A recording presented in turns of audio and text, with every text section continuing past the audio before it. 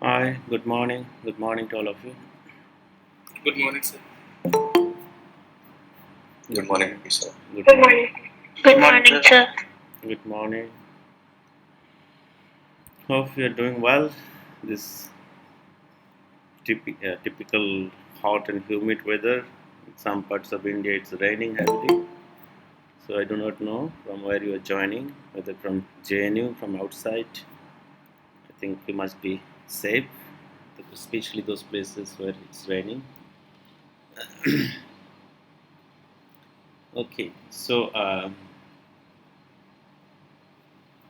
now, regarding this, stylistics course, last class we discussed about the mainly the graphological features, and not only graphological features, the other things also. Let's say we discussed about foregrounding, deviation, even the phonetics and phonological features. And after that, we had brief discussion, and especially in assignment. And I think after that, I also posted something what to do for your assignment in the Google Classroom, and yeah. So, and I think that is really interesting. All of us see whether it is Netflix, Prime Video, or maybe visiting all those theaters, movie theaters and all. So, so the poster is really important, you see, and so that's what your job is to look at least 10 to 15 posters and try to do the stylistic analysis of those posters, you see. Uh, so, so I have already written those things, So that would be really interesting. Now, if you look at our, let's say, tentative plan, and the plan is that we are, especially in the module, the unit, we're talking about, especially the grammatical components, the linguistic components, and after that, let's say, and in different levels of linguistic components, how we can do a stylistic analysis. So we talked about phonetics and phonological features, rhyme, meter, and all other things we have already discussed, and then graphological features. I talked about in general the conception of grammar also, and especially structure, clause structure elements. You see, we talked about little bit of grammar and syntax. You see, I talked about that as well, if you remember. But not only that part. You see, there are the other syntactic aspects, especially transitivity. Transitivity, the model of transitivity, which is different from the generative model.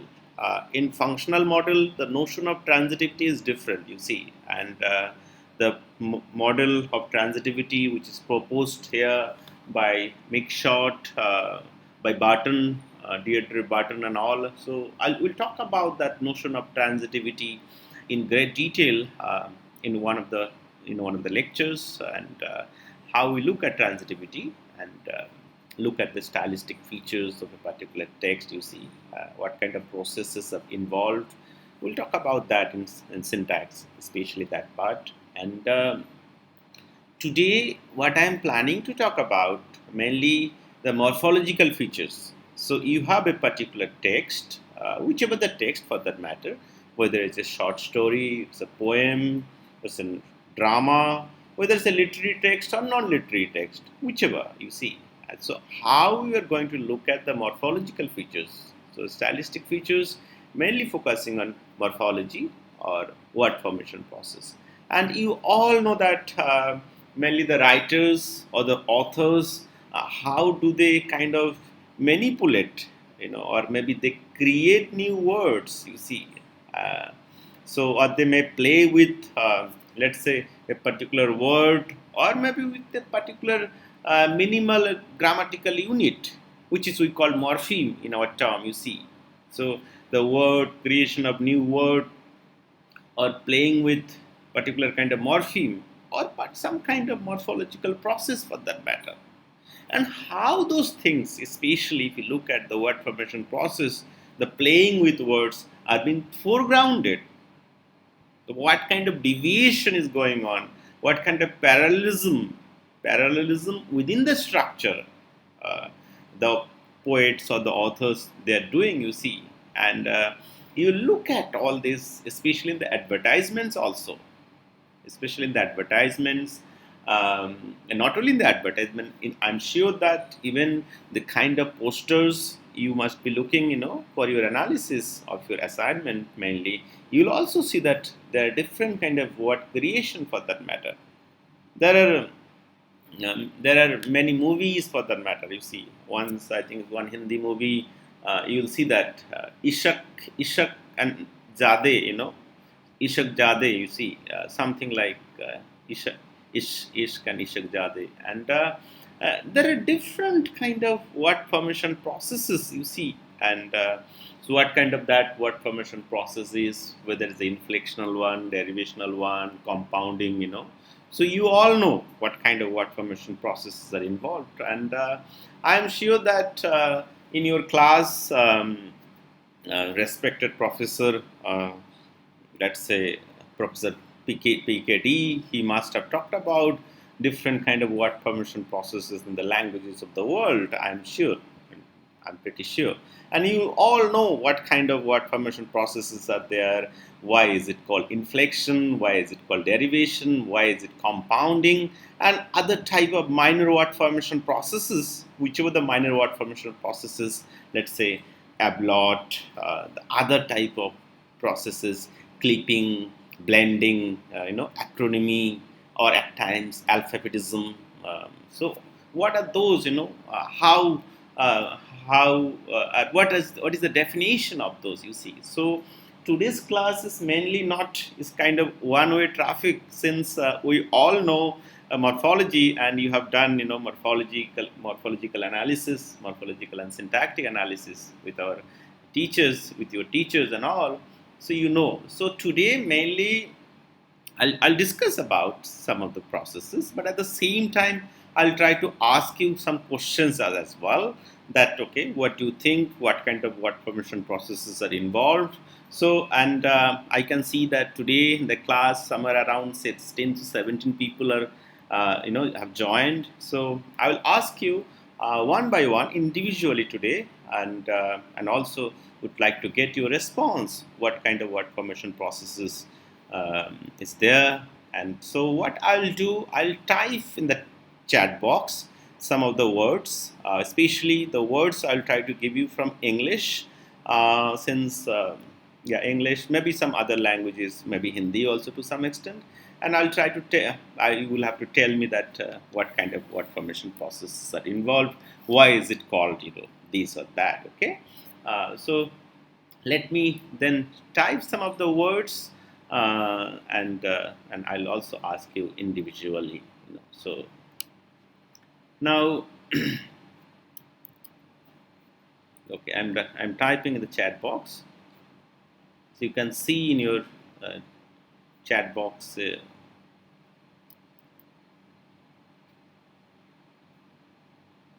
Okay, so I have written some words now. Sorry. Now, if you look at, so I think you must have seen this.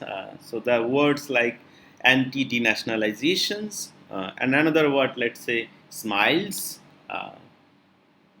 So he or she smiles at me, let's say, in that particular context. Hunters, mall rat, Sonia Economics, Namo, Modinomics, let's say, Topsy Turvy, Spanglish, Brangelina, and Virushka. Okay, this just some of the words I have simply typed, you see, and chat box. So I would like to know from one of you, especially let's say whom I can see. I can see Kunal Kumar Keshri. Keshri, can you tell me first two words, anti-nationalizations and smiles? What kind of word formation processes are involved here, Kunal? Yes, sir. Yes, sir. I'm finding out. Uh,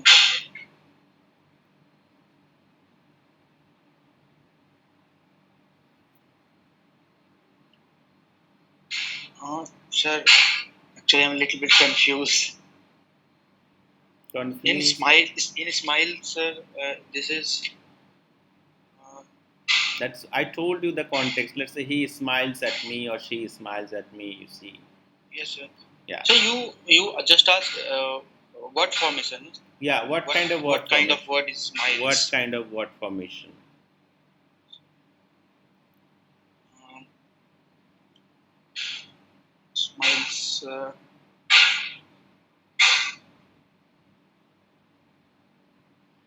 Okay, it's not Inflection. smiles. Inflation. Sir. Inflection. Okay. Yes. Um, good.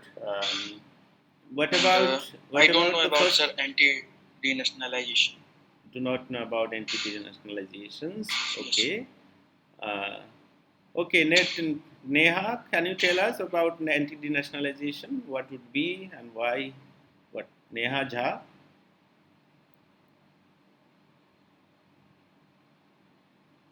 Yes, it's derivation. Its derivation. Can you little explain it a little about this word formation process, Neha?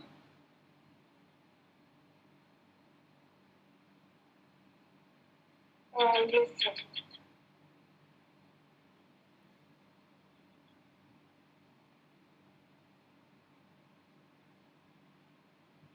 Neha, are you speaking? I'm not able to hear you.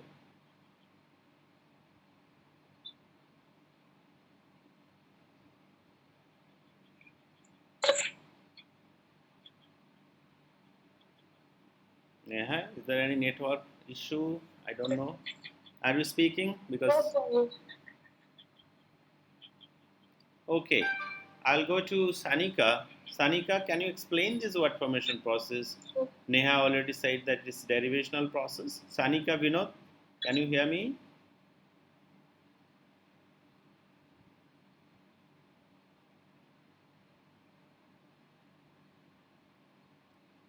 Sanika,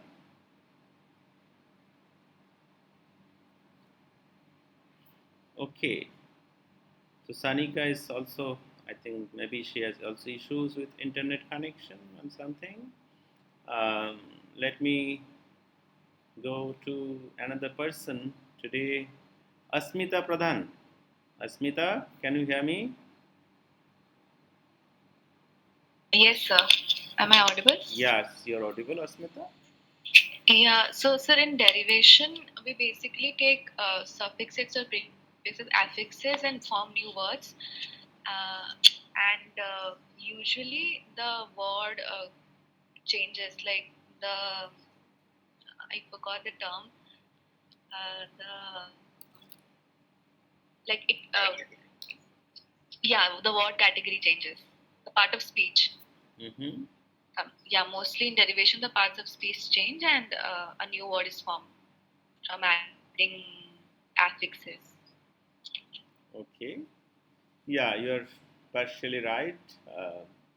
Not only what category changes, we had seen in many cases what category doesn't change as well. You see, let's say uh, in many cases, you see. Anyway, so who would like to add something on this? That's what permission process. Saptapanna. Go ahead, Saptapanna. Yes, sir. So in this word, we can also see another property of derivation, that is piling up. There are multiple affixes added to the word, and I would also say that this word contains inflection as well, because one second, just let me go back to the word. Yeah, it's Yeah. anti-denationalizations. So the ending, there's a s, that is the plural marker. So that is another property of inflection, that once you add an inflectional marker, you cannot add any more affix to it. Yeah, so really good observation. It's not only derivation. If you look at it, so mixed derivation ends with inflectional process. Here is the pluralization, and see if you look at the word, the morpheme, the free morpheme here, anti-denationalizations. If you look at it, So the first word, let's say the free morpheme, what you are talking about, nation. Then you are going to add national, nation to national, nationalize. There is another suffix, nationalize. Then denationalize, denationalization, and then anti-denationalization, and finally, let's say the last thing is that sa, which is the inflectional add suffix. So now, if you look at it the way I have been telling these things, so there is a hierarchy of word order. So we follow certain morphemes, and each morpheme, let's say, uh, is being added to certain layer. And once you, let's say, violate the layer, the word formation process is something like, it cannot be formed basically. You see, because certain affix is added to certain grammatical category for that matter. So something like if someone says that, sir, nation, national, and then I want to add denational. So that denational, you can't say denational because D is mainly added to the verb nation, national, then nationalize. Then you have to add denationalize. Okay, so because you are looking at the whole word altogether, you see. And Asmita was talking about category changing, grammatical category changing. Instead of grammatical category changing, at times we talk about creation of a new lexeme or new word for that matter. Try to understand that. So Because I think it would be better to say that the meaning changes. Yeah. meaning changes, but the creation of a new lexeme. So that's Right. what, in a main technical term, let's say, meaning definitely changes. Even in inflectional category, also, if you talk about, there is a meaning changes going on. Boy to boys, that is a definitely. Uh, and it's not only about prefixes and suffixes. Derivational processes, there are processes as well. Let's see if you say somewhere. Something like some processes in the sense like let's say mm, let me give you example of some uh, kind of vowel alternation process. Let's say it's not about prefixes and suffixes, but something adding a particular process which can change the grammatical category. You see, so it's not only about prefixes and suffixes, and there are many languages. It's not really about prefixes, suffixes. There are many languages you have infixes, circumfixes, simulfixes, and at times languages like tonal languages, you do have tones which could be the derivational, changing the derivational category for that matter. See, so it's not really about prefixes and suffixes. Okay, so this is what really really interesting if you look at the whole word formation process that I was talking about. Now come to the next two words. Next, and I'll come to hunters and mole rat. Let's say hunters and mole rat, and I'll ask this question to.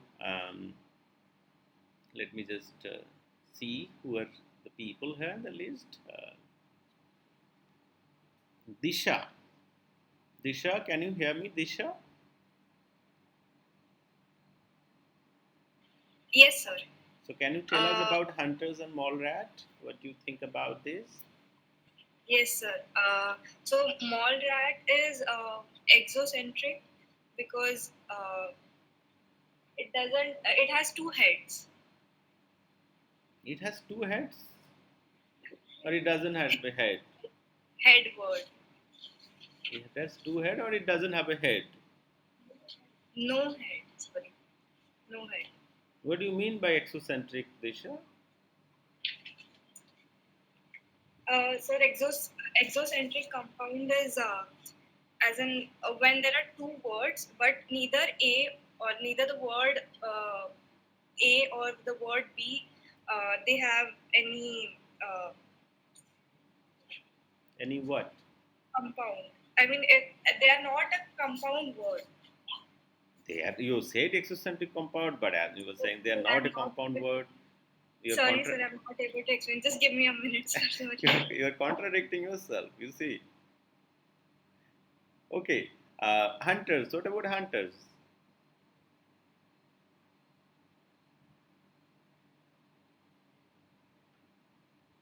Sir, hunters. I'm confused about this because hunters, as in, it it it is derivational. I feel, and it has turned into inflection as well because the s is added, and it cannot be. Yeah. So why you should be confused, Disha? I don't understand. No, sir. I was like, So you are right. You should be confident instead of saying, "Sir, I'm confident that this is a derivational," and then adding the s suffix, which is inflectional. You shouldn't say that I'm confused. You say I am confident. Okay. okay, sir. Okay, sir. Yeah. So you now, if you look at this, really interesting. Hunt. As you know that if you look at the basic category of hunt is what? Hunt is verb, and from verb you add the ear, the agentive suffix like read, reader, write, writer. So hunt and hunter. So that the agentive suffix, the person who does the action. So hunter, and then you are adding the plural suffix, which is the inflectional suffix. Many hunters, you see, many people. So mixed of both inflectional and as well as derivational process. And I told you, and we all know that there is an order, and every language follows that kind of particular order of affixes. You see, um, I talk about I when I used to talk about morphology, we used to talk about the model of lexical morphology, lexical phonology. There are different levels of affixes. Level one affixes, level two affixes. Mainly, Kiparsky talks about level one, level two. Mohanan talks about four levels mainly: one, two, three, four levels of affixes for that matter. So there is a order of leveling. You see, so there is a hierarchical order. Which is adding first, which is adding last. You see, and Saptaparna already mentioned that point is that somehow once you add the inflectional marker or inflectional suffix for that matter, so the word formation process is closed. Word formation process is closed. You cannot add something else, you know. Or so something like, even if something like I can't say hunts hunters, to express that hunters, hunts then er, or I cannot bring saw initially, cannot make it prefix. It's because the order is really fixed, you see. So this is what we look at morphology in a more detailed manner. Now, related to mole rat, you see, try to understand the notion of compounding. And if you were listening, all of you, compounding, what is compounding? Try to understand this. Compounding is Indian grammatical tradition. It is called samas. Samas. If someone, especially Bengali people and Odia or Assamese, shamas, shamas in Bangla is called shamas. So, an Indian grammatical tradition is also called, samas. So there are different types of compounding. At least 8 types have been talked about. Even some places 6 types are talked about. So there are different types of compounding there in Indian grammatical tradition. But try to understand what is compounding. You just talk about 2 words. It's not 2 words. It could be many. So, uh, just let me give you the basic definition of compounding. And so, what is compounding? It's a concatenation of at least two existing lexemes. Instead of using the word, I am saying lexeme. That's the technical term. At least two existing lexemes, or at least two existing words in your layperson's understanding. At least, I'm saying at least. So that means there could be more. There could be three, there could be four, five. So the constituent structure of compounding, you can keep on adding. There is no upper limit as well. There is no upper limit. You can keep on adding and adding. Yeah, there are some problems, cognitive as well as the memory span and other things. And that might be the reason we do not have compound words of more than, let's say, 50, 60 compound word of more than 60, 70 or 100 words. But you will find that at least 10 or 11 words conjoined together, combined together, which function as a single grammatical unit. So let me just give you one example. Let's say uh, something like trade trade union. Let me write it. Let me write this example again. Uh,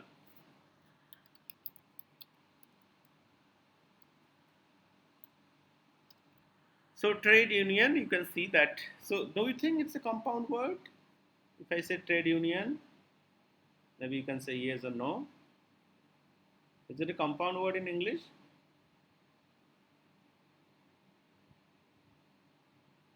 Yes, sir, it's compounding. Okay.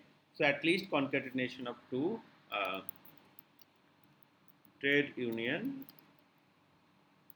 Let's see if I write delegate. Again, it's a compounding. Trade union delegate. Trade union delegate assembly. Yeah, I'm just adding it into trade union delegate assembly. Even let's say now I want to add leader, trade union delegate assembly leader. There is the spelling is wrong. You see, trade union delegate assembly leader or leader. Then let's say I want to add something else. Assembly leader union. No, not union. Yeah, assembly trade union delegate assembly leader. No, union. Forget about union. We have already one union earlier. Okay, so that so we can keep on adding. So the constituent part I'm talking about, the word we are talking about, the lexeme we are talking about. So there is no upper limit to some extent. You see. So this is where so one of the things about compounding and so what is happening with compounding now, if you look at this word, let's say schoolboy. So now if you say schoolboy, what is the meaning of schoolboy?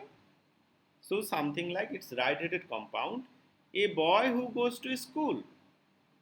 So something like you can get the meaning from that particular constituents, from these two constituents. And the meaning of, let's say, constituent 1 and constituent 2 is retained in the ultimate or resultant word. Schoolboy, a boy who goes to school. That's what, or college, let's say, it's not like a boy who goes to college.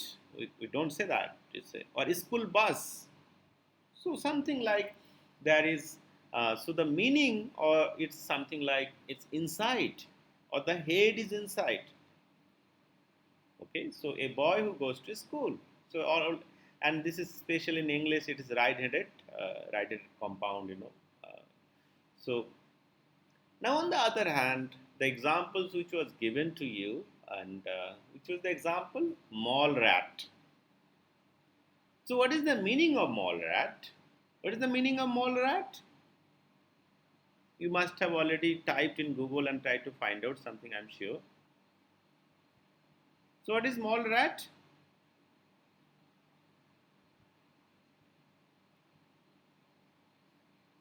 Yeah, what is mole rat?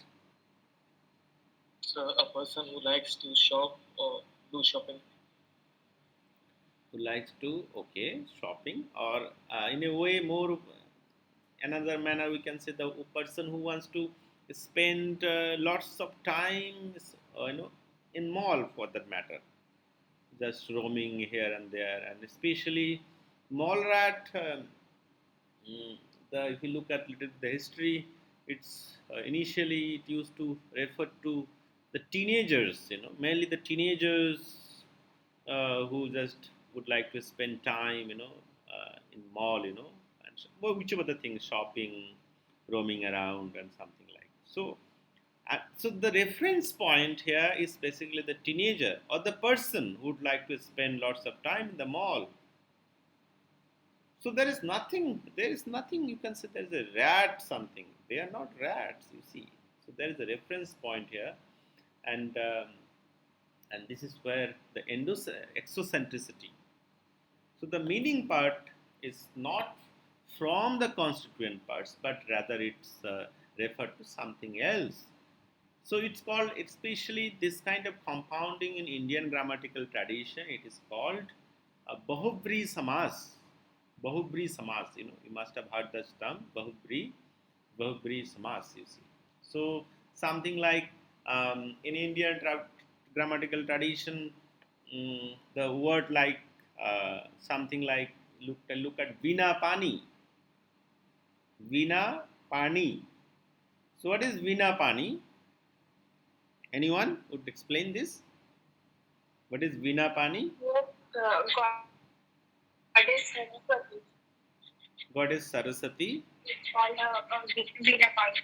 Yeah. So Saraswati Mata. As in, yeah, Neha, go ahead, Neha.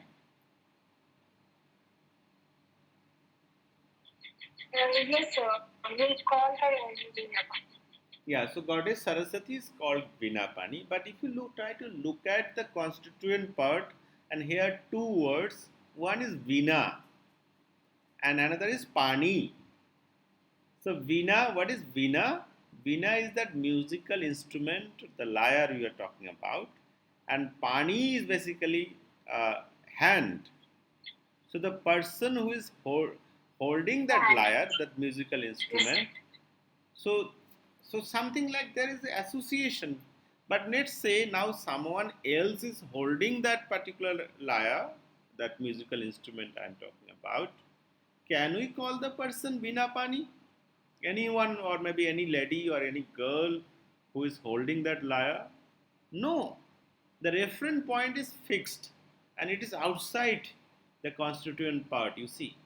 And in Indian grammatical tradition, there are many terms, Nilkantha, Nilkantha, and there is a reference point as well. Panchanan, Panchanan. Panch means five, Anan is what? What? Or Shadanan. Huh? Shadanan. Anand means head. Yeah. So five heads. The person who has five heads. So you know who has five heads. Okay. So this is where this is really interesting if you look at, and in Indian grammatical tradition, the Barbari Samaj is really interesting. It can get you. You can get into those kind of what you call mythological figures or religious figures. And they have certain kind of names, and this is an exocentric in nature. You see, really interesting. You see, so that's what. I can talk about compounding, in like maybe more than 3 hours, because when you talk about compounding, there are theoretical aspects as well, but basic things especially, and you will get to know, especially in this course, and you must be thinking that why I'm spending time here. See, so the reason is that mostly the writers, they'll play with these new word formation processes, whether it's inflectional, derivational, or compounding. Now, in the chat box, I also typed the other types of word formation process. And now I want it, so who should explain this? Let me just check this. Who is the person? I want, okay, Priyanka Yadav. So next words, some words I have already typed there. Sonia Economics, Namo, Modinomics, Topsy Turvy, Spanglish, Brangelina, Virushka. Can you explain this word? Yes, sir. Yes, Priyanka. Sir, I don't have idea about Sonyanomics, Namo, but I know these word like Virushka. These are example of blending. Virushka is like Virat and Anushka, and that is referring to Virushka. And the word Spanglish is Spanish and English. But I don't know about Modinomics, Namo. Okay. Thank you, Priyanka. You are right. These are examples of blending. And we know, all of us know what is blending. So you're somehow getting the first syllable, let's say the first syllable or the first part of the first word and the last part of the last word, let's say, and then you make it a word and you also pronounce it as a single word. So Virushka, so Virat Kohli and Anushka Sharma. Anushka basically here. So Virat, so you are getting Bir, Bir, and then Anushka. So deleted the first part for the second word, and then you got Auska, Anushka, you say, Virushka. Really interesting. Brangelina again, Brad Pitt and Angelina. So nowadays they are not together, but there is a time it's like kind of the couple has been most kind of popular couple, especially in the world and all. And they are not together now, but anyway. So this is also one of the popular terms, Brad Pitt and Angelina Jolie. So Brangelina, it was been mentioned earlier. Okay. So now the other part, who would like to explain or try to just explain other parts, other words, Saptapanna. Besides Saptapanna, anyone else? Saptapanna, I'll come back to you. Ishita Agarwal. Yeah, Ishita. Others are also, I guess, blending Sonia Convex and Namo formed from like Narendra Modi and Sonia and Economics. Yeah, so something that's exactly right, Ishita. So Sonia, and that's the term Sonia and economics. You see that the kind of brand of economics we are talking about, And those days, especially UPA one and UPA two, when Sonia Gandhi was in power, if you understand, you see, uh, so those were the days. Many newspapers you will see this kind of terms used to come. You see Sonia, no, Sonia economics, and Narendra Modi. All you know, Namo, Narendra Modi. Even many places you will find that kind of terms. It's a Modinomics. Different newspapers at times they come up with this kind of terms. You see, okay, and really interesting. And these are also cases of blending. You see, so Sonia Gandhi, economics, you got it. Namo Narendra Modi, get it. Narendra Na, and then let's Modi Mo. So this is what we all understand. What it is. I just there is one word I think somehow you missed it, and I think who is going to tell me? Ajay, tell us about this word. The word which we missed so far. Topsy turvy. Ajay Malik.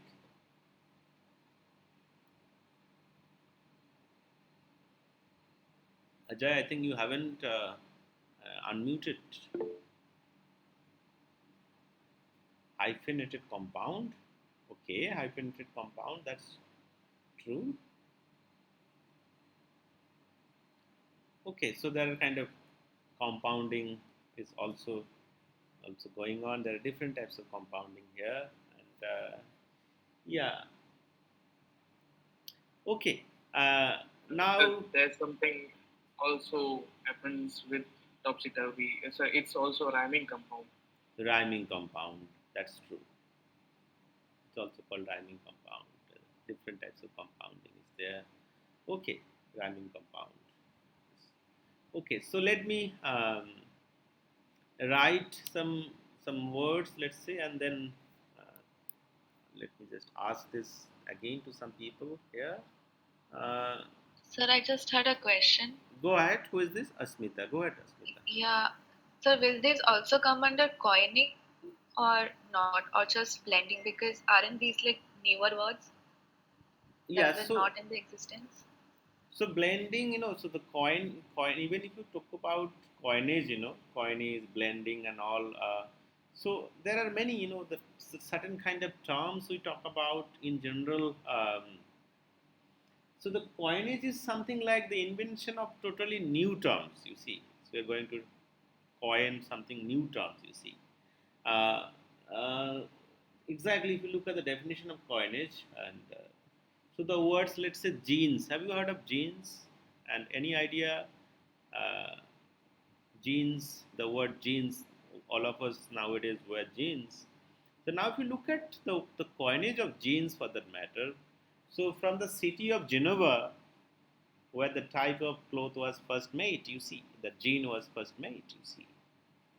And from there, from Genova to the word which is being coined is jeans, the jeans we are wearing.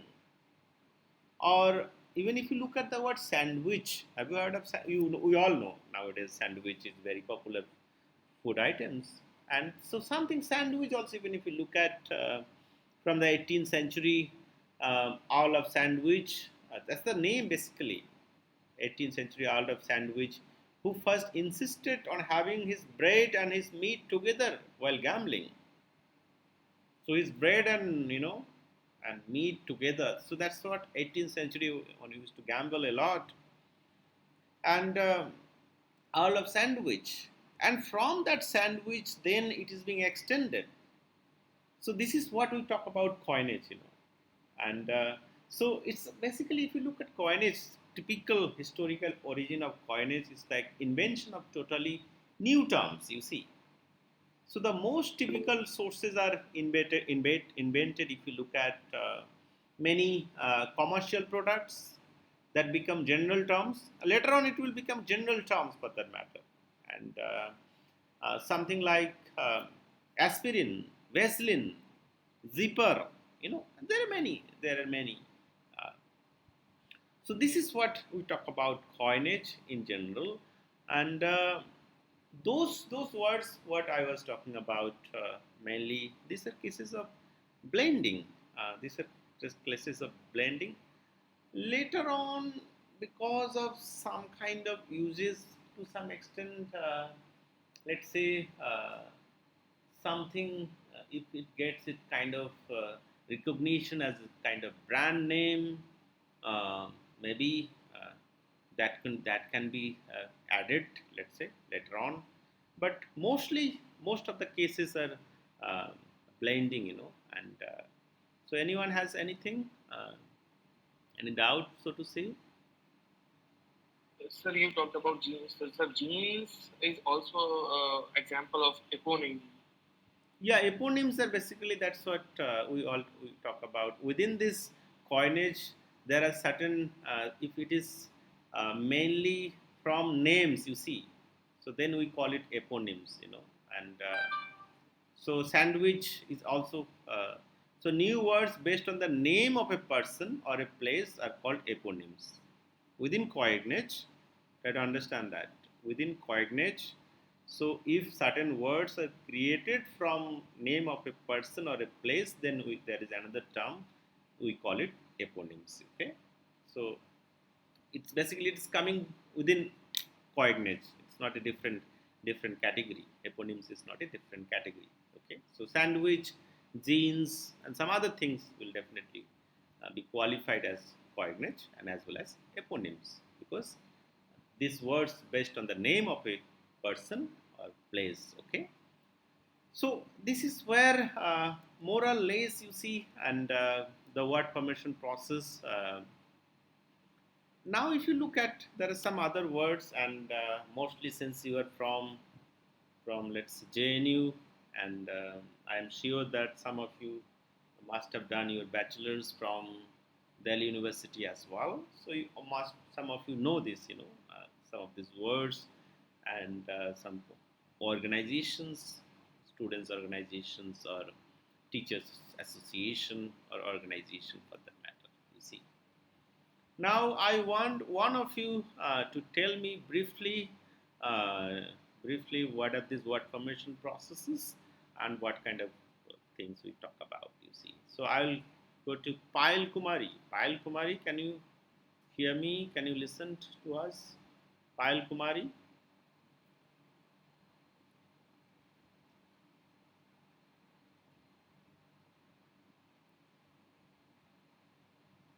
Payal,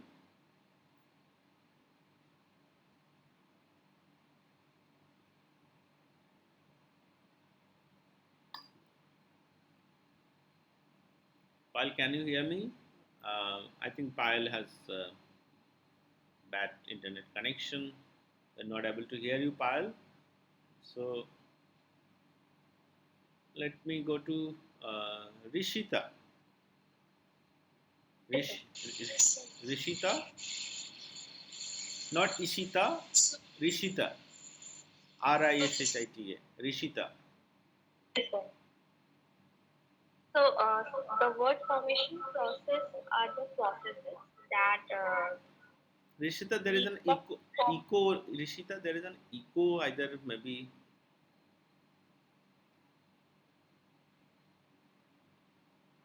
go ahead, Rishita. Yes, sir. Is it okay now? Yeah, it's fine now. So, the word formation processes are the processes that leads to the formation of new words, that gives rise to the new words that comes into the language and vocabulary. And there are many word formation processes under it.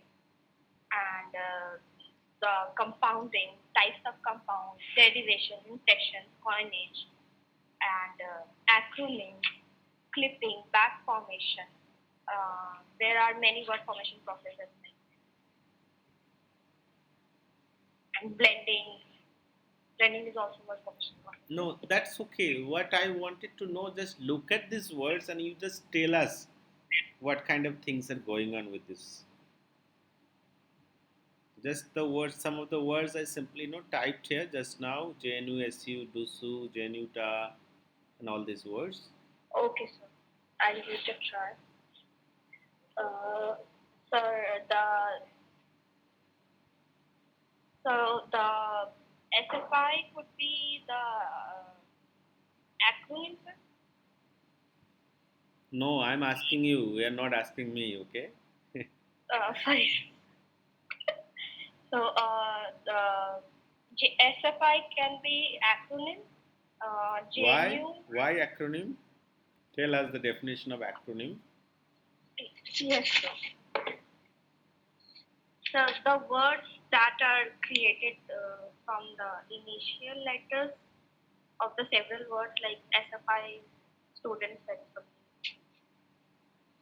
and then ABVP is also an acronym. Uh, all the words I think are the acronyms.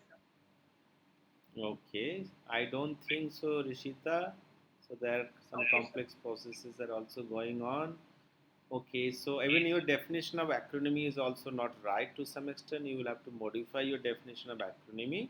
Okay, I'll tell what is this. But before that, if someone else can answer this, maybe part this time.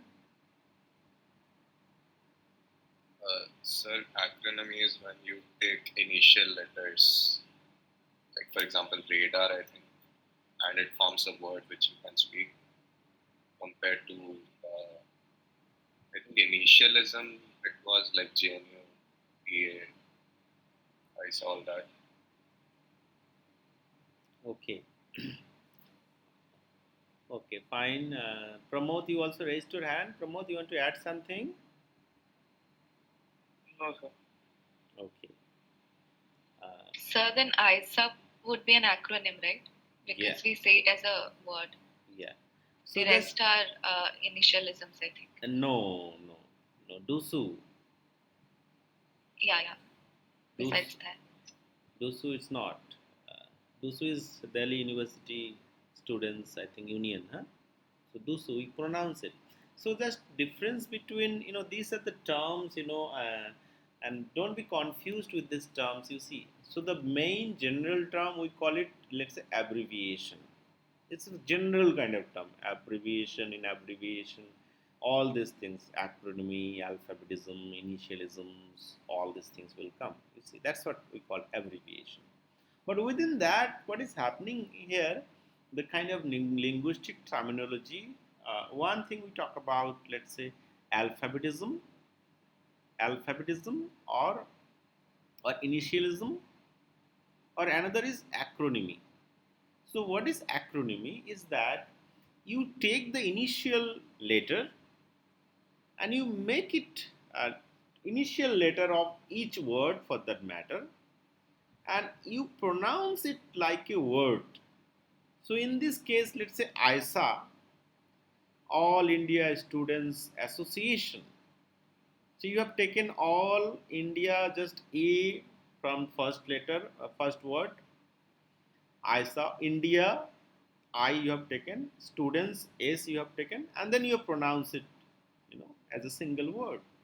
So radar, laser, even if you talk about the name of the disease, AIDS is acquired immunodeficiency syndrome. We all know it. And there are many, let's say, there are many things.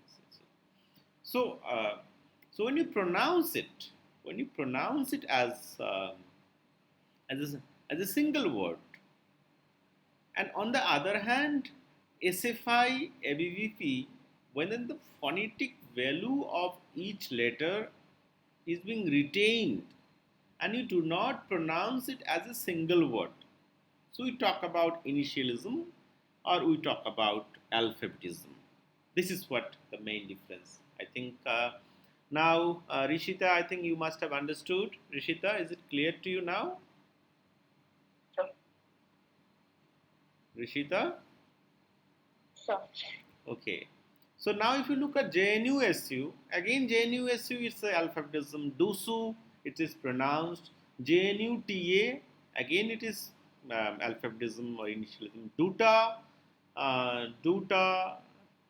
SFI, retaining the phonetic value of each letter. ABBP, again same thing. But in ISA, you are pronouncing it as word. NSUI, we also retain the phonetic value, you see.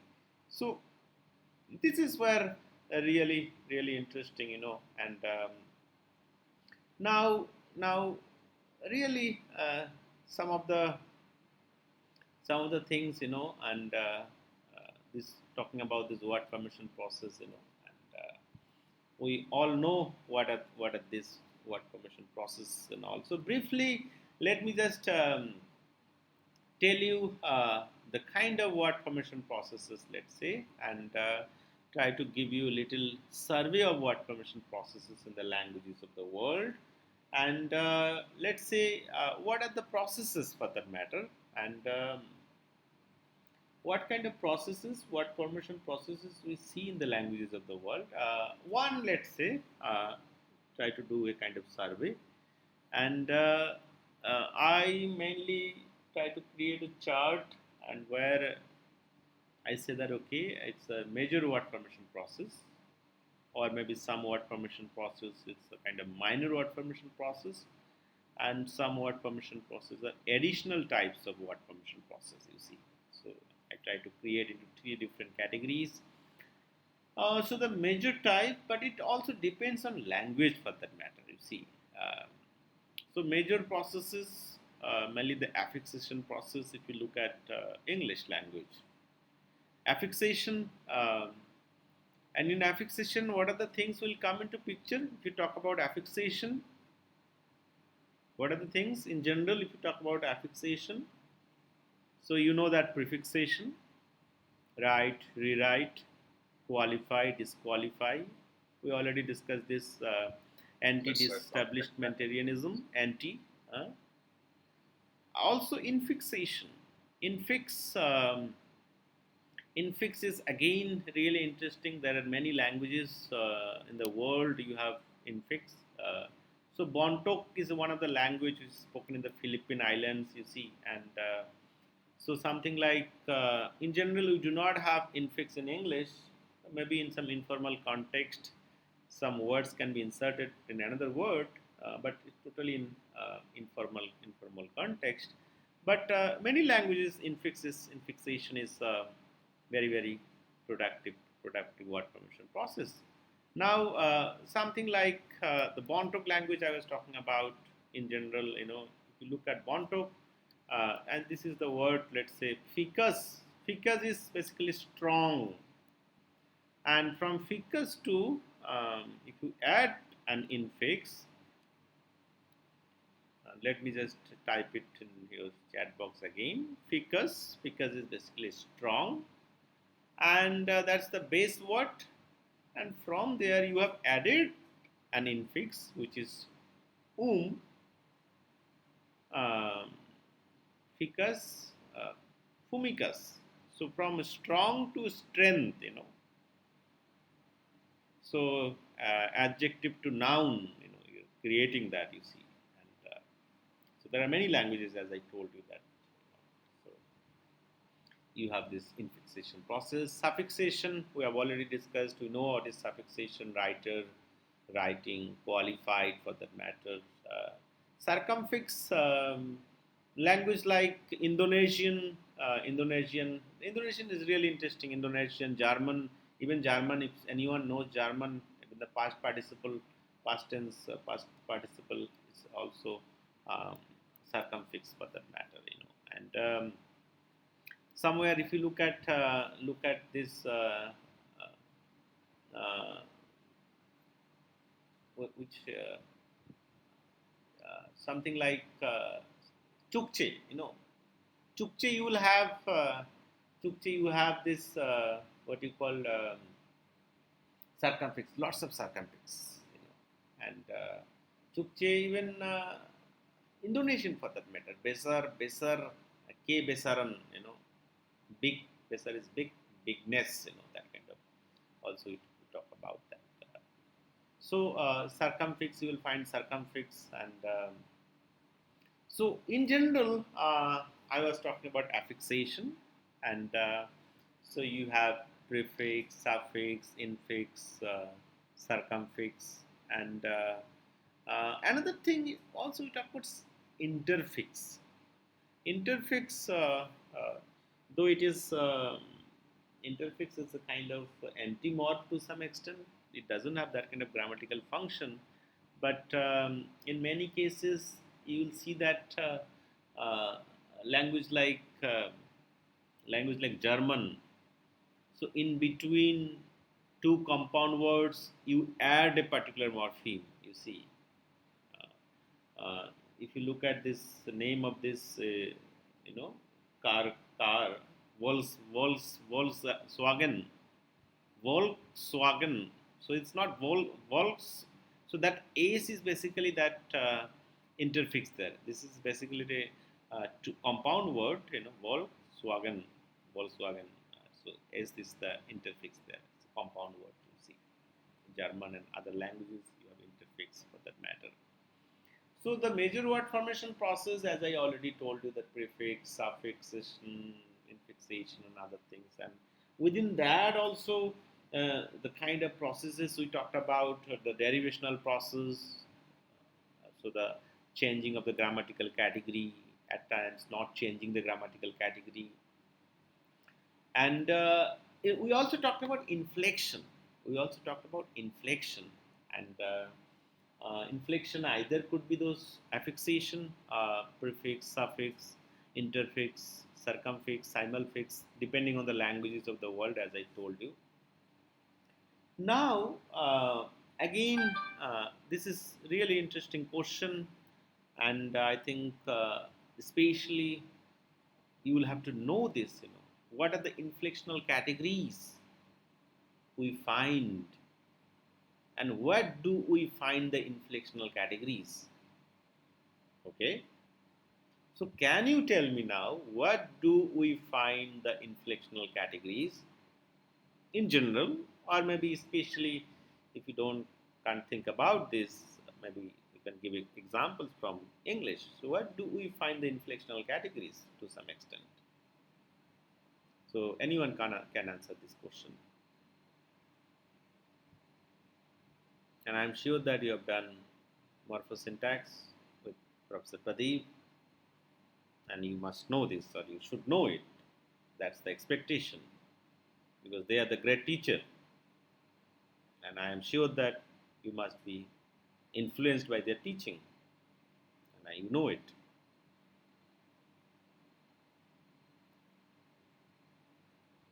So, where do you find the inflectional category or inflectional morphology? Where, or how is it expressed, let's say, in language? So in English, we see it in suffixes.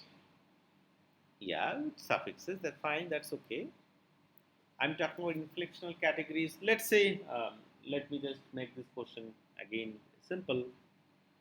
If you talk about inflectional categories of nouns, so what do we find on nouns, let's say?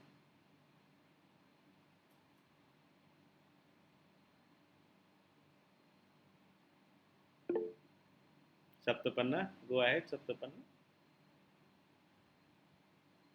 So, in case of plural and when we use a possessive marker, in case of noun. Okay, good. Only When plural? we, Yeah, plural, and then in English you talk about. Okay. sir, when we make something perfect, then we add ed. Oh, so you're talking about verb. Good. Yes, sir. Okay. Anything else?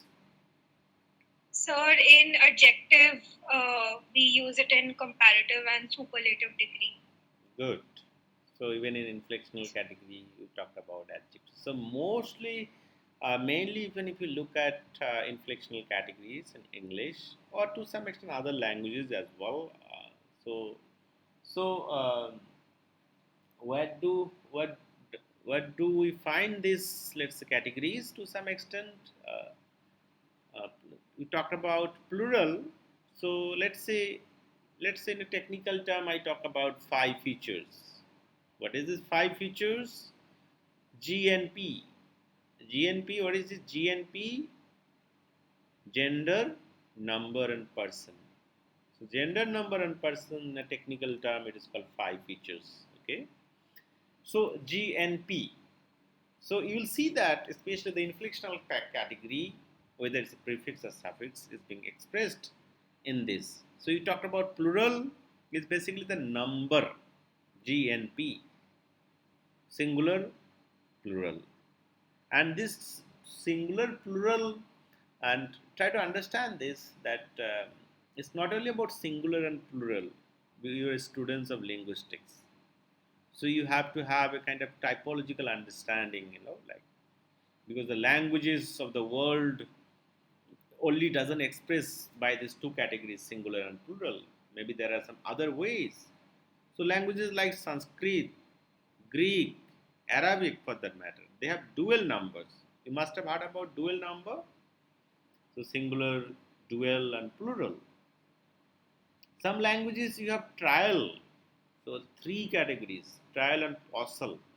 Three or more than three, or just some people, to refer to some people, four or five, a small group, they have some posal, posal or pocal, and then the addition of plural, singular, dual, trial, or pocal, and then you have plural.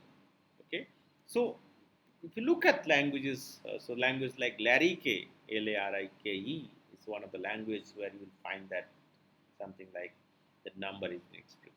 Gender, again, is a really interesting category, inflectional category. In English, though it is somehow you have different lexical word or lexical item, let's say boy and girl. In Hindi, if you talk about ladka, ladki, and there are many languages. There are in and let's say prince, princess, for that matter. Even if you talk about prince, princess, so that addition of es, for that matter, in a way, if you look at making it male to female, and especially in Indian grammatical tradition, let's say many Indo-Aryan language, you have the inflectional paradigms, and many inflectional languages, you have the inflectional paradigms to some extent, and which adhere to all these tense, aspect, mood, and many other things they adhere to. So English, though it is an inflectional language, but it's not heavily inflectional language. In addition, in compared to, let's say, Russian, if you look at Russian inflectional systems, very heavily influenced the kind of inflectional morphology you will find in Russian, for that matter. Hindi, Hindi even you lot you find that inflectional paradigm depending on the case also, whether the first person, um, depending the nominative, accusative, or dative, or other locative, and other, that case karak relation we talked about, you see. And so so inflectional morphology you will get somewhere there in GNP, case and the kind of nominal declensions as I was talking about, depending on the case, different kind of declensions we get. Inflection categories of verbs for that matter, where do you find those? Tense, aspect, and mood.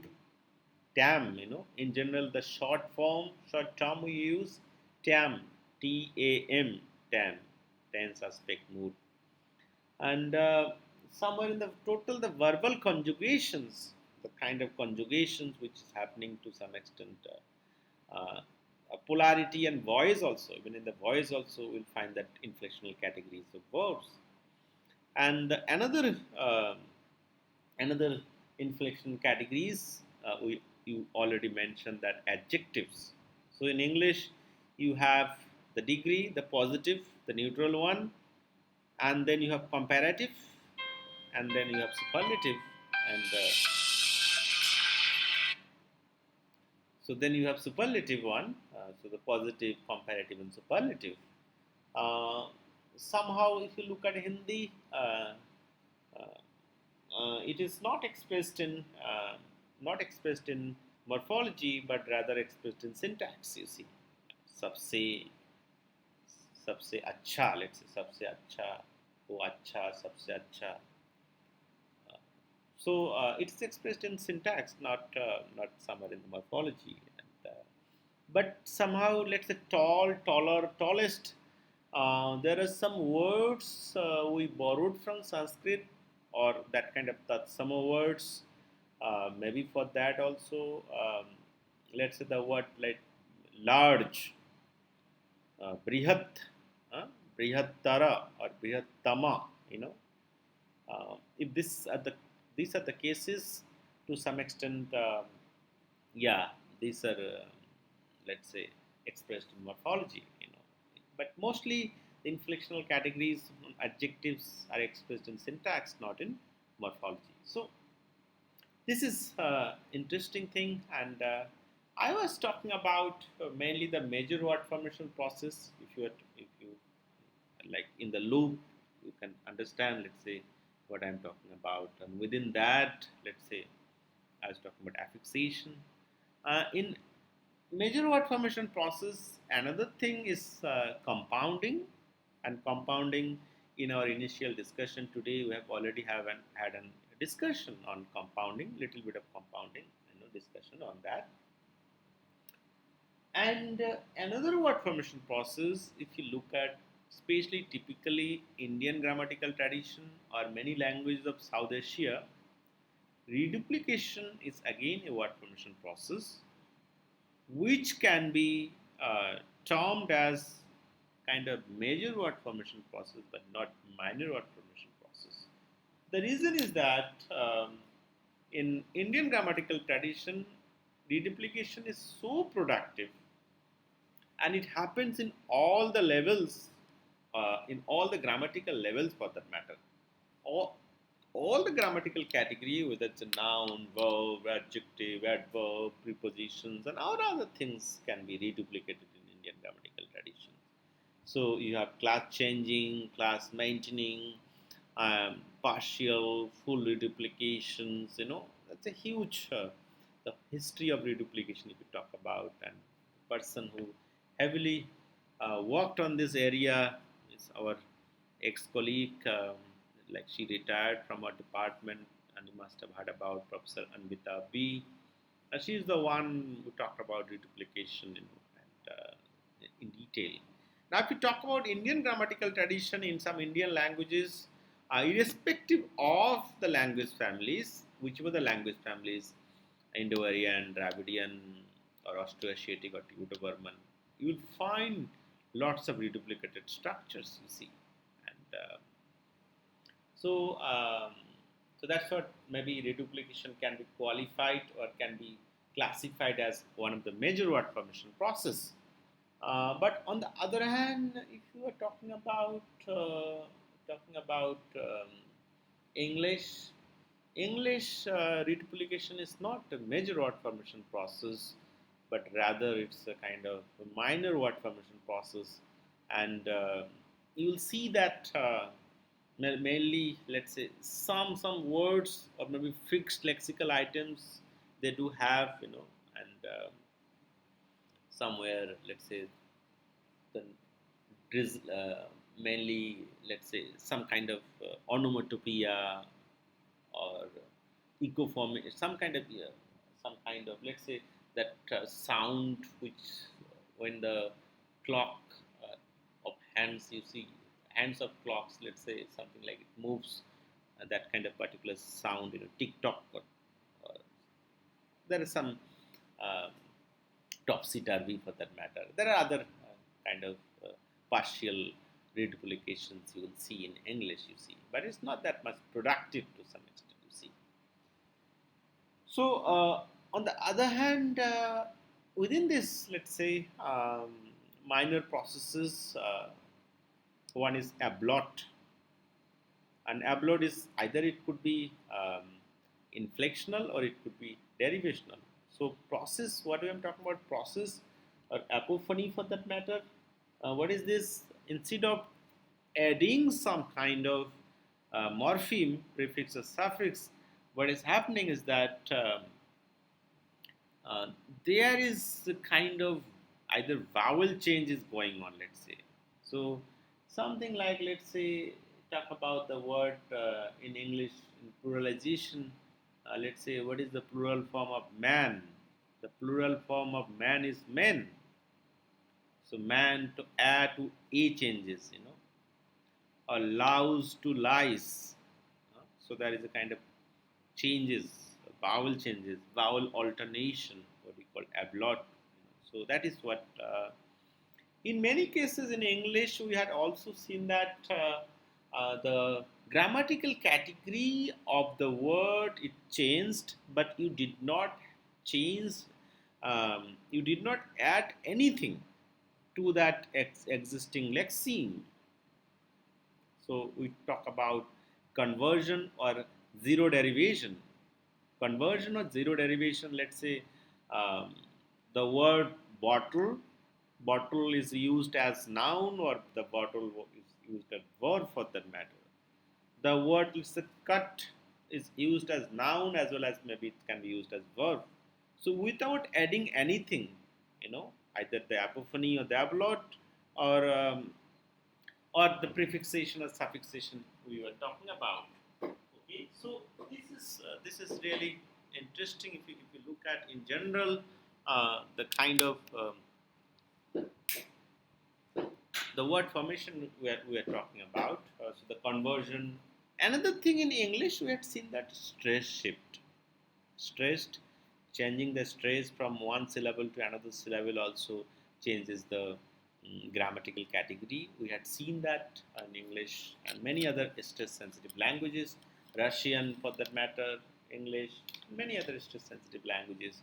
You can change the stress. And, many languages like tonal languages, you just change the tone, whether it's a middle tone to rising one or the falling one or rising and falling, whichever. Let's say Chinese, you have what like simple, let's say ma.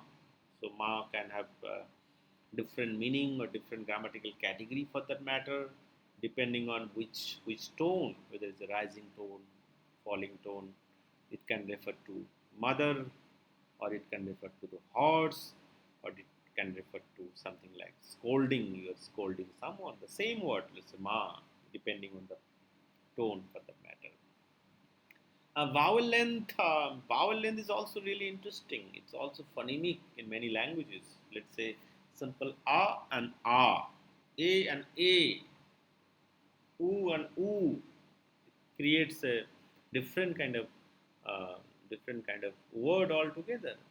Vowel length is phonemic, different languages. Sinhalese is one of the language. In Hindi also to some extent the vowel length. Sanskrit, Vedic Sanskrit, definitely vowel length is phonemic. Like these short one and long one, you have a different word altogether.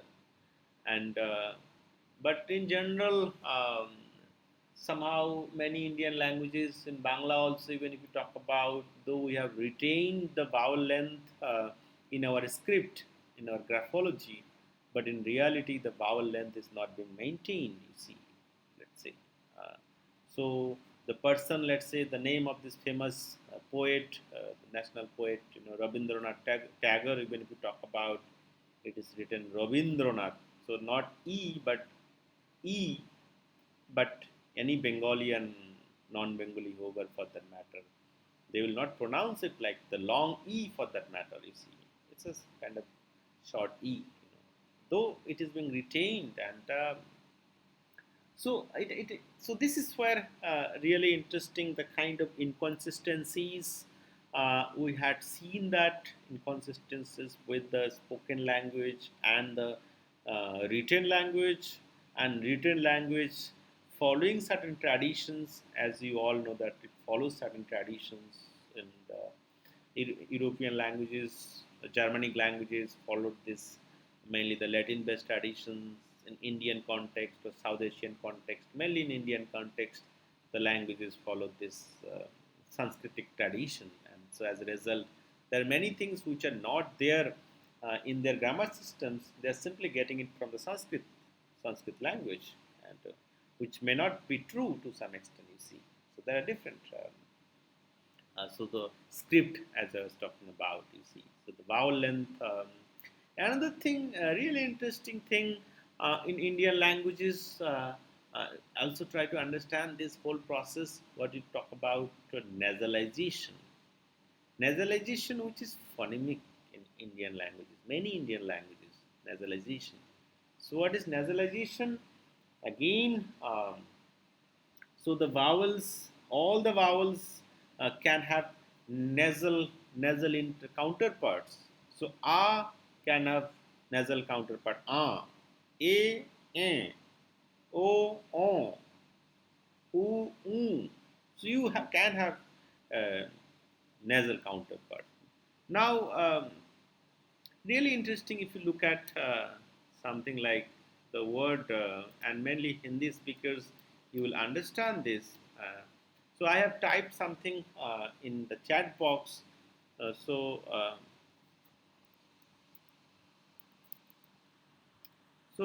what does it mean? And uch, uch means to ask. So how will you say that poach kata bandar? What would be the pronunciation of that? Is it pooch? Is it pooch kata bandar? Hindi speakers? Yes, sir. Puchkata bandar. Pooch or with nasalization? Nasalization. Sir, nasalization. With nasalization. It's not pooch. Pooch kata. So there is a nasalization basically if you talk about. And even this hair, even if you talk about hair, and especially uh, the honorific one, so it has also the nasalization. So you will have to see that. So nasalization in Indian context and many languages, mainly I'm talking about Hindi, Bangla, even if you are speakers of Odia for that matter, Assamese for that matter, and many Bihari languages, that group you see, Grierson's group, even if you talk about other languages, nasalization, which is mainly phonemic in nature, you see, and we make a distinction there, and mainly the speakers who are not aware of this whole nasalization thing, mainly let's say some people learning Hindi as their second language, and they are from USA or Canada or from UK, they will have great difficulty learning this nasalization thing. You see, the reason is that in English, for that matter, nasalization is not phonemic nasalization. They have nasalized vowels. There is a difference between nasalized vowels or nasalization. So the nasalized vowel is something like the vowels, depending on the context, gets the nasalization, the properties, nasalization properties for that matter. Let's say something like the word man, man, man. So the word man, let's say, because of the preceding ma and following na. If you look at the Pratt, or Goldwave, that software which try to analyze the that especially the form and frequency of the vowel for that matter, you will see that so the nasalization which is being spreading from ma to a, and even let's say the preceding one regressive or progressive, whichever, or maybe na to the preceding one, and because of the context, so they can have a nasalized vowel. But in Indian tradition, even if you look at so the kind of examples I just simply gave you in a pooch, and pooch is not because of the context. It is the inherent property of the vowel. Nasalization here is the inherent property of the vowel. On the other hand, in English and other languages, it's not an inherent property of the vowel, which you get it in the context. And the same thing also in Hindi or other Indian languages, you can have this nasalized vowel depending on the context as well. You see, so all these kind of processes, the kind of minor processes. So I was talking about. So the distinction of mere distinction of minor word formation process, major word formation process.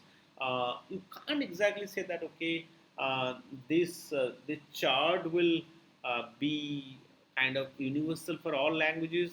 Maybe what you can do, depending on the language you are working on, whichever the language you are working on, you can make a chart that okay, the English, these are the major processes, or this could be the minor processes, and some additional type. What are those additional type? And in English, you will find lots of additional type word formation processes. What are those additional type? And in our initial discussion, we have clipping. What is clipping? Anyone? Briefly, we know what is clipping.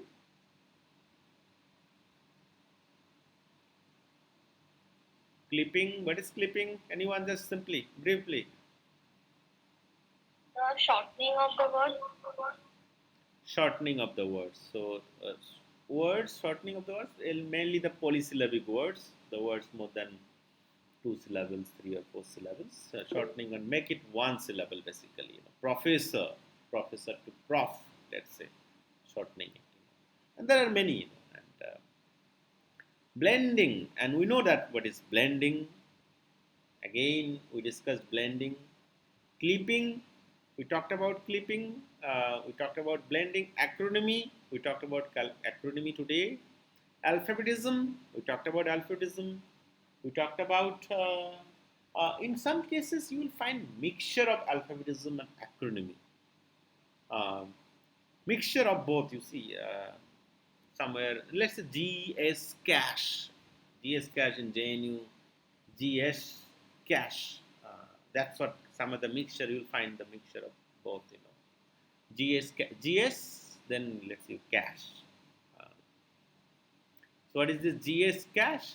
Gender sensitive committee against sexual harassment. You all know that. Uh, so this is somehow it is being replaced by another UGC. Uh, what is this now? It is being replaced UGC in JNU also. What is this committee? Our GS has been replaced. Any idea?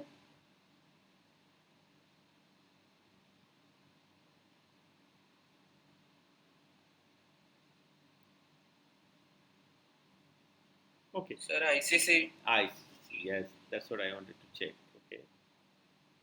Uh, so this is really interesting. So again, even if you look at this ICC, so this is again the case of alphabetism, and so these are some of the word formation processes you can think or you can keep in mind. And what I thought of doing it today, that maybe after the end of the class we'll have a brief quiz for 10 minutes. But today I will not have this quiz. In the next class, um, we'll have the quiz for 10 minutes or maybe less than 10 minutes, 10 marks.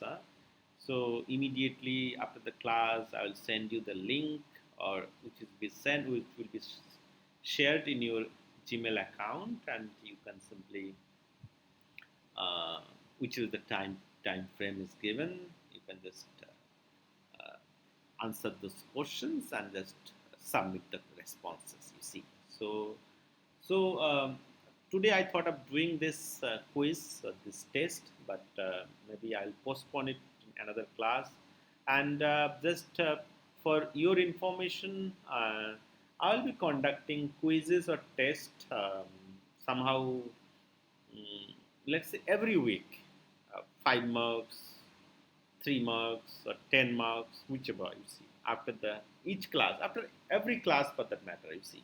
So what is being discussed in the class. Immediately after that, let's say we'll have the quiz, short quiz for 5 minutes and 10 minutes. Not based on the readings or something, but based on what is being taught in the class, in on that particular day, or what is being taught in the earlier classes or something. See, and be ready or be prepared a little. Maybe in the next class or next class, whenever. So depending on the last class and this class, 2 classes, we'll have a short quiz. Either next class or next class. So though especially in offline classes, what I do, I make this surprise test. Any day, anytime. Like I do it. Especially in offline classes, and so the class test, which is surprise class test, but somehow okay. So so now looking at this, so why we are discussing this? Let's see why we are discussing all this word formation process, typical things which is being discussed in morphology or morphology classes, and the main idea is that you will see this all that kind of word formation processes to some extent is being discussed, let's say somewhere, or manipulated by the writers or by the authors, whoever the authors for that matter. So they'll try to create a new compound, or at times, let's say that's the song by Tony Braxton, Uncry Tears. Now, if you talk about uncry tears, so process of uncry, how can you uncry? And it's kind of violating this, the whole semanticity. So uncry. So you can cry, but how can you uncry? You see? So why Tony Braxton, using this kind of word formation process? And we know that one of the thing about stylistics is that, or the author, they want to get that kind of attraction of the attention of the readers. You see, and so they'll try to manipulate with the typical canonical structure of the particular language, and with different levels of the grammar, and so this is again EEQ means poetry, and that's what. Let me just type this example, and you will see that EEQ means poetry, and we talked about EEQ means poetry in the last class, and let's say, and this is where the stupidest teacher. So in EEQ means poetry, the stupidest teacher. So what do you think about this word for that matter, stupidest? What is happening with stupidest? Is there anything wrong with this word formation process? Why is it? But EEQ means is using this kind of word formation. Can you tell me that now? What is happening with this? What kind of...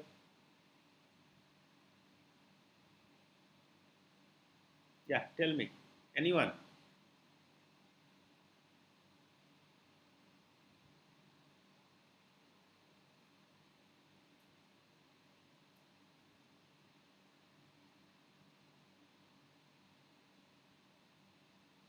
Are you guys there? Sir, please repeat the question. You just check in the chat box. I have I've typed something. EQ means poetry, the stupidest teacher. So, what is striking about the stupidest teacher? Is there anything wrong with this? Yes, sir, it's grammatically incorrect. Stupidest is grammatically incorrect. Should be most stupid or something like that. Okay. Super doesn't have the superlative form. So Okay. So why is it linguistically try to get into the point? So why is it so? There is nothing wrong. You can say stupid, stupider, or stupidest. There's nothing wrong. Why is this ungrammatical? sir, acceptability. Acceptability is not acceptable. Okay. But linguistically, try to get into this the rule for that matter. Where this er and est is added, try to understand that. Prescriptive sense, it might be wrong, but it's used in descriptive sense. Sir, it's usually in comparison to something, like if it's good, better than, if it's better than, it's better than something else. That's understood part. We know that comparative and the superlative. Comparative is let's say better, and then again another degree has been added, the superlative. But I am talking about ear and est. So ear and est, where is this being added? What kind of base is this? What is the nature of the base? That's what the linguistics part is coming, analysis part is coming. Let's say, try to understand this. Tall. You can say tall teacher, taller teacher, the tallest teacher. There is nothing wrong. But something like when I say stupid to stupider or stupidest, so one of the things about English is comparative and the superlative marker mainly if you look at it. So English, the comparative marker prefers the monosyllabic pace. Try to understand this. It prefers the monosyllabic pace. So the word stupid, even if you look at stupid, there are two syllables. And as a result, whenever you have two syllables or more than two syllables, in English the rule goes in another way. Either you add more to the superlative and most to the superlative. More to the comparative and most to the superlative. This is where especially the rule even we talk about.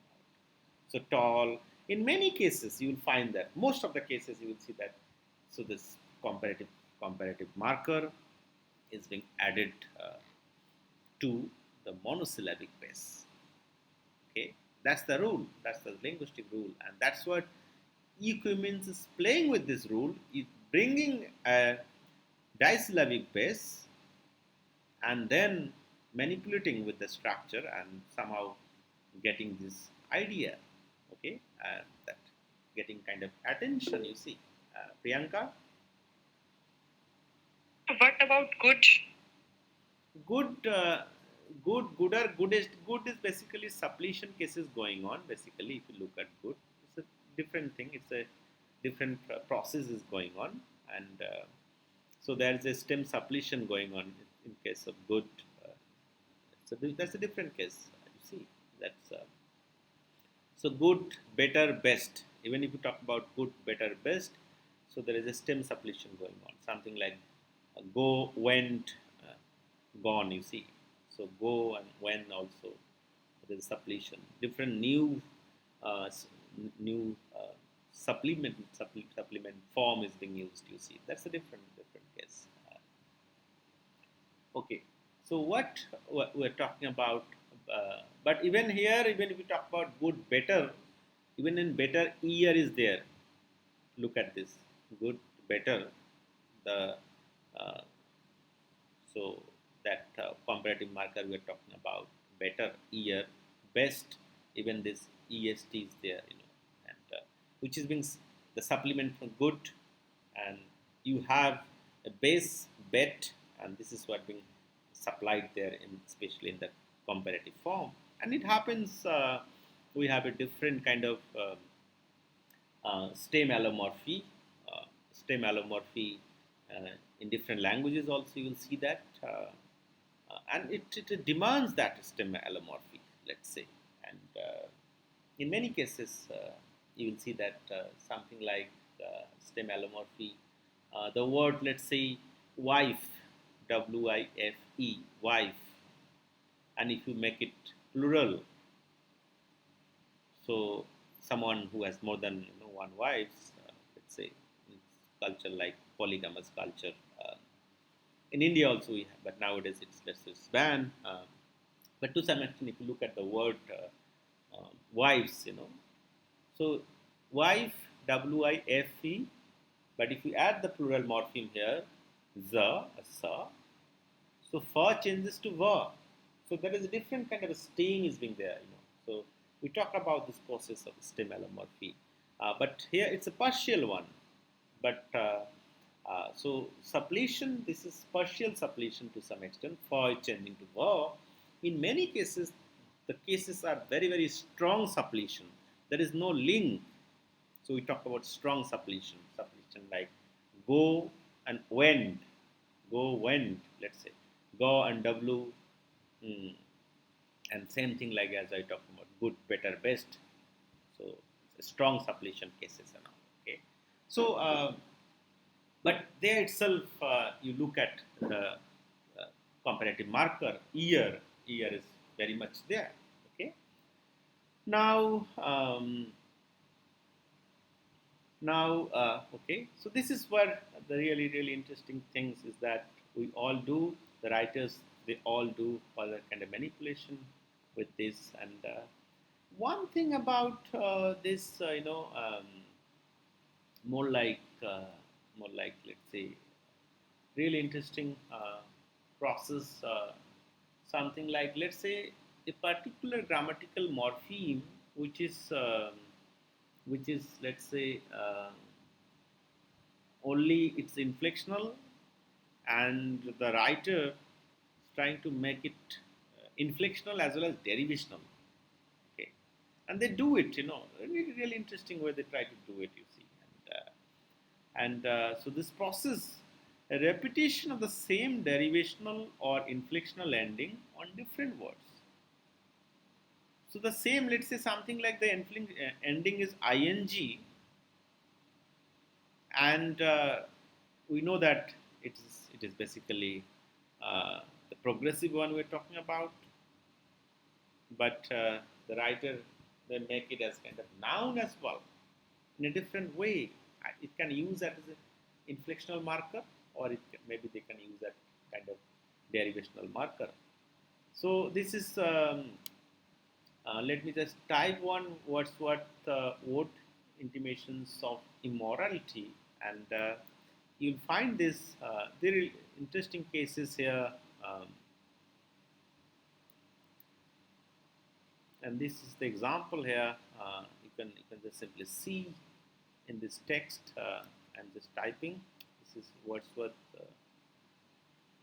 intimations of immortality, and this is what is happening. You see, so repetition of the same derivational and inflectional ending on different words. So can you tell me what is happening here?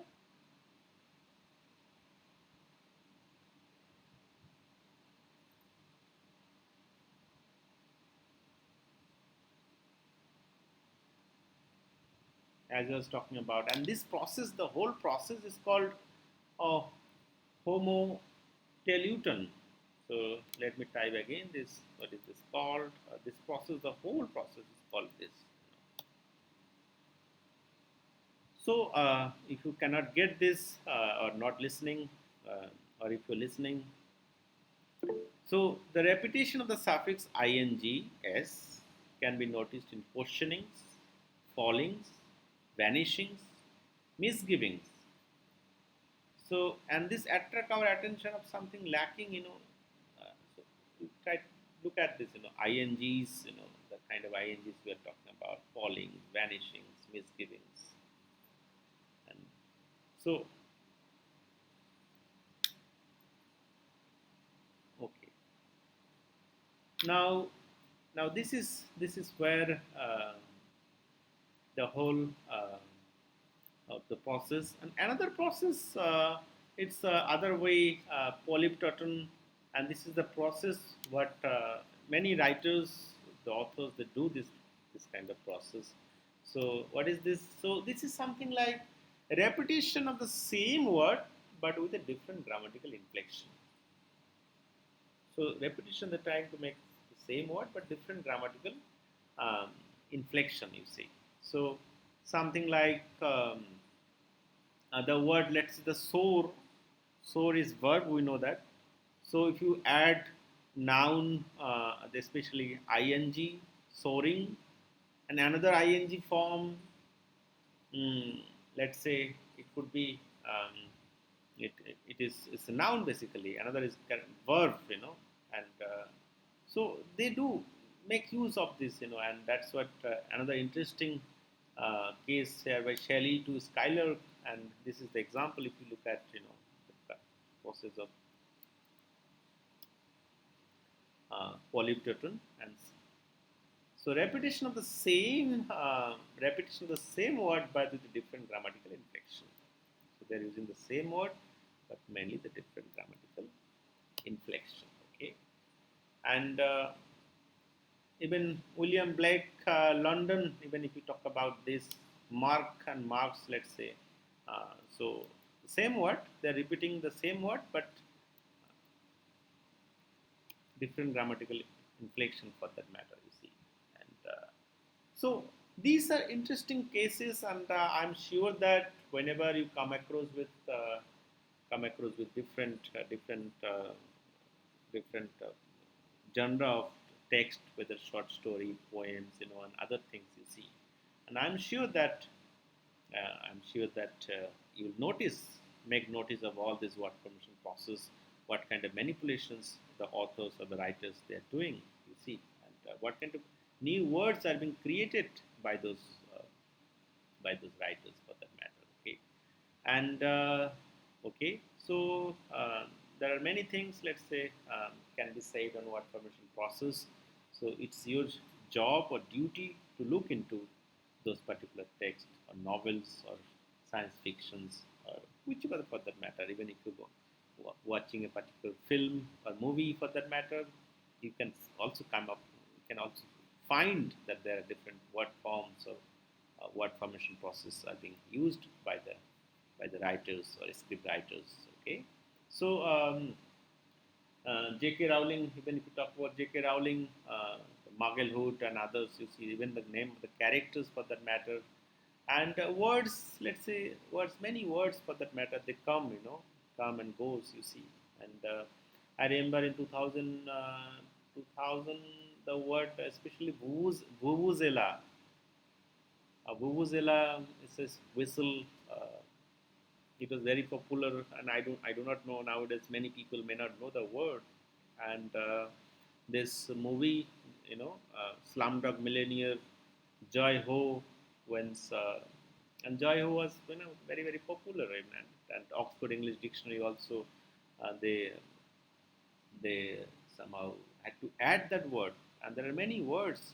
Ayo, the word ayo, especially used um, in South Indian belt. Anyone from South India, and that word ayu is also used nowadays. It's introduced in Oxford English Dictionary, and so many words come. So some words have short span, short-lived, short life, for that matter. Some words they live, and there are different things going on, extension, semantic narrowing, many things goes, and you'll have to look at those um, processes. And I was discussing one day, I think not in this class, in another class, the word, even if you talk about the word maya. Maya, have you heard the word maya? Yes, sir. It's the word in Braj we use for mother. Used for mother, okay. Bangla speaker, any Bangla speaker here? Yes, sir. What is maya? Sir, I don't know what's the meaning. but I know that my grandfather used to call me Maya. Now in Bangla, like And the elders, yes, the elders do call Shaktipanna, the little ones Ma. are Like your grandfathers somewhere from East Bengal? yes, he was from Bangladesh, Yeah, so he used to call me Maya. Maya is basically daughter, okay, or small girl for that matter. In Sir, isn't that the case? We can use the word for the small girl, Maya, because they are the avatar of the goddess. So, yeah, so is it the case? that's what try to understand that. That's what I'm trying to tell you something. The kind of semantic narrowing, semantic extension, takes place.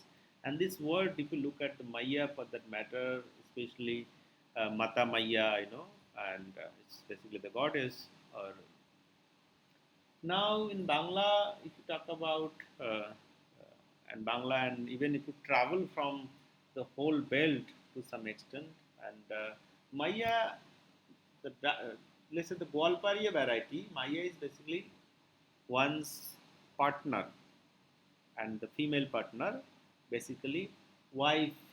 If you say Maya, she is my Maya is basically she is my wife. And another one is that Maya is basically for daughter if you go to Bangladesh. Okay, so these words, though more or less pronounced like let's say same, and you have different kind of semanticity. Either semantic narrowing has taken place or semantic broadening has taken place. If you talk about even Uriya, any Uriya speaker, I think Asmita, you must be Uriya. Yes, sir. I'm from Odisha. What Maya is? Maya, I don't think we use Maya a lot. But with Like in context? Sambalpuri, but it would mean mom, like mother. Mother, no? Yeah. That's what. Still, you have the same kind of things, but somehow the semantic narrowing has taken place back in back in especially the East Bengal part. So one is referring to a daughter, another reference to the partner, especially wife as well. And again, in some dialects, basically in Bengali dialects, I'm talking about, it's derogatory. Derogatory. Nobody will say that she is my Maya. That word is used by for wife, but not in a formal context. It's maybe in the informal context. So that kind of semantic narrowing has taken place. Now, really interesting to look at this, and in a piece of literature, the kind of variations as I was telling you. So it's not simple, just to analyze a particular text. There are many other things. Stylistic issues are definitely there. Linguistics too issues. Social linguistic issues are as well as there. So, as I told you that we'll be talking about some of these issues, the theoretical issues, what are the sociolinguistic things, so we'll have to look at, what kind of variations we'll have to look at, and all other things. William Labov's study, we'll talk about his model as well, dialect register and other things as well. Okay, so let me take the screenshot today. How many people so far joined today in the class, and then